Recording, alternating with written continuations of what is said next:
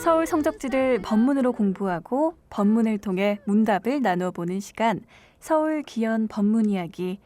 소태산 서울 경성을 품다의 저자이신 나주교당 방길증 교무님 나와주셨습니다. 반갑습니다. 네, 반갑습니다. 네, 교무님. 오늘 말씀해 주실 곳이 보니까 여의도 비행장이더라고요. 네. 그 복잡한 여의도의 비행장이라 언뜻 생각했을 때 상상이 잘 안 가는데 예전엔 고층 빌딩이 없었을 테니까 가능했을 것 같기도 하고 당시 여의도 풍경이 어땠는지 궁금합니다. 지금하고는 아주 딴판이죠. 여의도는 거의 모래땅, 메마른 모래땅이었어요. 네. 옛날에는 농사가 안 되면은 의미가 없지 않습니까? 땅이. 그러니까 이렇게 농작물을 심어도 금방 말라 죽어버려요. 네. 그러니까 그냥 빈 땅이었다고 보면 됩니다. 그냥 이렇게 누가 써라고 해도 잘 써지도 않고 그런 그런 쓸모없는 땅이었어서 일설에는 여의 하면은 너여자 쓰지 않습니까? 한자로 너여에. 그러니까 너의 이런 뜻이에요. 근데 이걸 이제 일설에 이렇게 말해요. 너나 가져라. 라는 뜻으로 그런 뜻이 있다는 설도 있군요. 그런 뜻으로 너나 가져 할 때 너 갖고 여의 했다. 한자로 여의 이렇게 했는데 이게 여의도가 세상에 알려지게 된 것은 네. 비행장의 이착륙장으로 사용하게 되면서부터 이제 여의도가 알려지기 시작했는데요. 일제가 네. 이걸 이제 비행장으로 사용하게 되는데요. 그렇군요. 대종사님께서 이렇게 운송수단을 사용하시죠. 처음에 저번 시간에도 한번 말했죠. 기차 얘기했죠. 네, 기차로 경성역. 경성역에서 부산도 가고 평양도 가고 익산도 가고 평양도 가고 네. 금강산도 가고 이렇게 되죠. 그렇게 기차로도 다니고 예. 그리고 또 뭘로 가셨을까요? 이제 육해공인가요? 육지로 가셨으니 하늘도 한번 보셔야 되나요? 배로도 가셨죠. 육해공 다 가시는 거네요. 네, 배로 대종사님께서 법성포에서 줄포나 곰소, 변산에 줄포나 곰소를 내왕하실 때 네. 윤선이라고 해서 동력선이죠. 동력선, 그러니까 이게 사람이 져서 가는 게 아니고 기계의 힘으로 가는 것이죠. 모터로 가는 배. 모터로 가는 그걸 타고 또 다니셨고 그 다음에가 비행기를 타셨다는 겁니다. 그래서 이 비행기를 이 여의도에서 처음 타려고 했던 건 아니에요.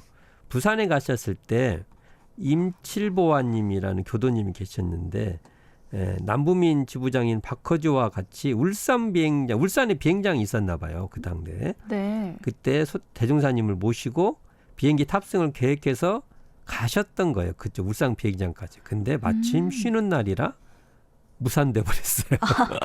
타려 갔는데 타지 못하셨군요. 예. 네. 예. 이때 그러니까 이게 원기 21년이니까 1936년도에 한번 비행기를 타보자고 해서 교도님들이 청하니까 가시려다가 안 된 거예요. 그러다가 원기 27년이 있는 1942년 대종사님께서 43년에 열반하시니까 1년 전이에요. 대종사님 열반은 참 신기해요. 돌아가신 날까지 그냥 모든 활동이 정상이에요. 불과 아프다고 이렇게 누워서 한 15일 전 그 정도만 좀 아프시고 심지어 병문 안 가셨던 사람도 대종사님 꾀병 같은데 그런 생각이 들 정도로 정말 정정하셨군요. 그러고 나서 탁 열반에 드십니다. 그래서 정말 이런 걸 보면 생사를 자유하신 것 같고요. 네. 하여간 이렇게끔 열반 1년 전까지도 이렇게 비행기도 타시고 대단하네요. 그런데, 정말. 네. 예, 이때 박창기 이공주 선지님 아드님이시죠. 이분만 해도 쉽게 말해서 서울에서 당대 신교육을 또 이게 뭔가 이렇게 선진적인 사유를 갖고 계신 분이에요. 박창기 선진님. 예, 네. 선진적 사유가 있는데 지금에 한다고 우리가 생각한 것보다 더 훨씬 앞질러서 무슨 일이든지 먼저 하실 분이에요. 오. 그렇게 생각하면 되는 거예요. 우리가 지금 했던 건데, 그런 일이 다 있어? 뭐 오. 그렇지 않습니까? 그러니까 박창기 선생님이 전제동포 구호 사업도 또 이렇게 의견 내신 것처럼. 의견도 내신 와. 것처럼 이분이 대종사님이 돌아가실 때 그 우리가 알고 있는 사진 있죠, 사진. 사진도 이분이 다 찍었어요. 오. 이때 사람들이 네. 지금 슬픈데 사진 찍고 있냐고 이렇게 말할 때 이분은 눈물을 흘리며 눈물 속으로 삼기면서 숨기며. 사진을 찍었. 그 사진을 우리가 다 보고 있는 거예요, 지금. 그런데 이분이 지금 현재 여의도 비행장에서 이제 목천포 비행장까지 이렇게 가는 그 비행기에 대종사님과 같이 타고 네. 가게 되는 거죠. 그 여의도 비행장 어디냐면 지금 현재 여의도 공원 내예요. 그래요? 거기 보면 비행기 그 조형물들이 있어요. 네, 네, 있어요. 그게 지금 비행장 그 터라고 보고 있고요. 이 비행장은 최초의 대한민국 공군 비행장으로 다시 탄생하게 되죠. 그렇군요. 이런 자리인데 이곳에 대종사님께서 한번 가면 여기도 그냥 대종사님 한번 그냥 대종사님이 비행기를 타셨던 곳이다는 그 이야기를 같이 갖고 있으면 가볼 이유가 있는 것 중 하나가 되는 것이죠. 요 비행장에서 1위 비행장은 어디 있냐면 현재의 김제 공덕면에 있는 저산리 동자마을이라고 있어요. 일명 목천포 비행장인데 옛날에는 이것도 1위였어요. 목천포 비행장이라고 하는데 여기도 한번 가보시면은 의미가 있는데 이때 네. 대종사님께서 이때 비행기를 타고 가셨던 그 감상담을 법문으로 하십니다. 법문으로요? 네, 이 법문을 하시는데 심고에 대한 얘기를 하는데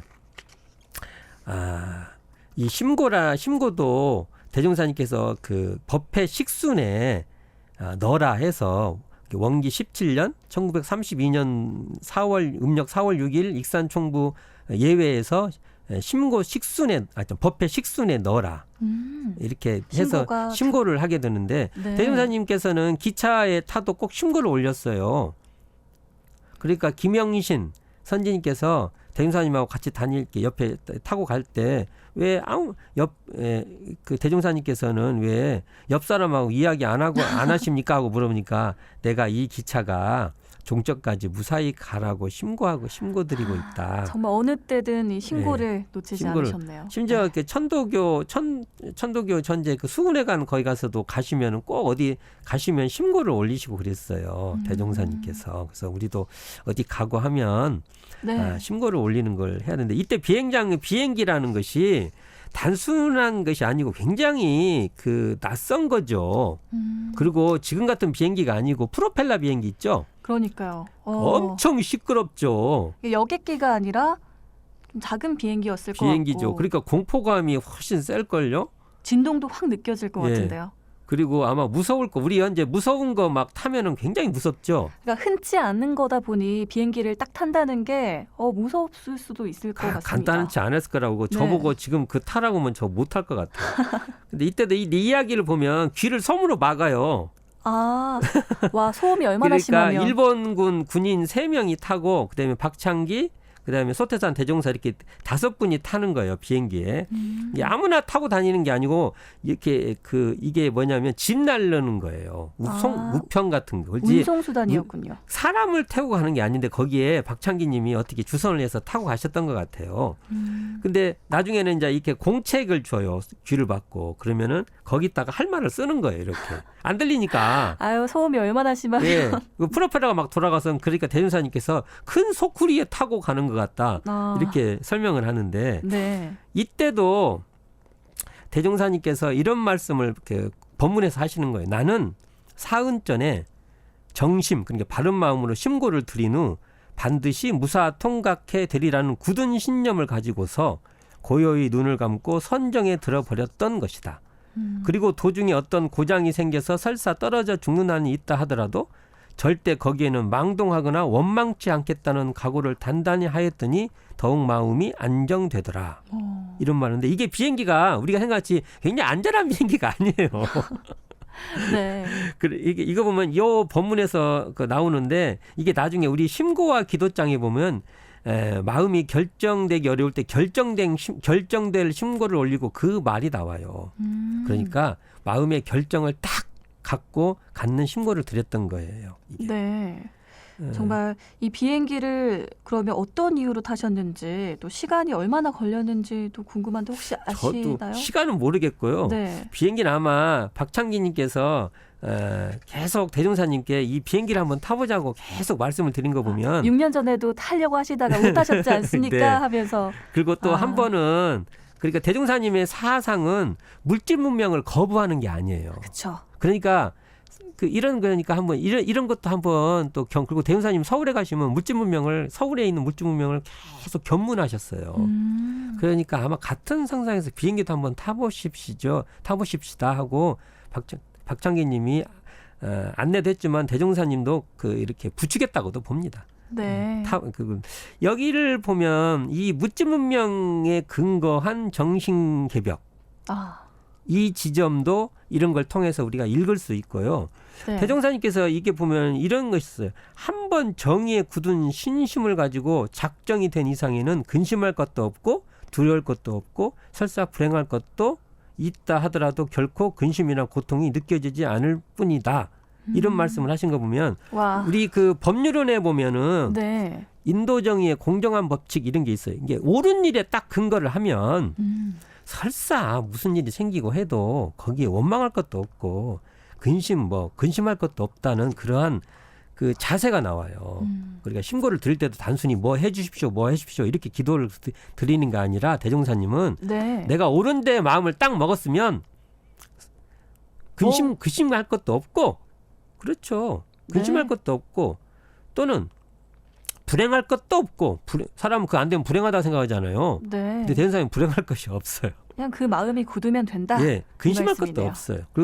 그리고 원망할 것도 없다라는 것은 우리가 한번 이런 태도를 가지는 것은 굉장히 중요하지 않나 생각을 해보게 됩니다. 네, 우리 대종사님의 이 또 일화를 들으며 옳은 일에 근거하면 정말 고민할 일이 없다라는 정말 이 깨달음을 또 얻고 갑니다. 자, 오늘 여의도 비행장으로 이 주제로 이야기 나눠봤어요. 나주교당 방길등 교무님 오늘도 고맙습니다. 네, 감사합니다.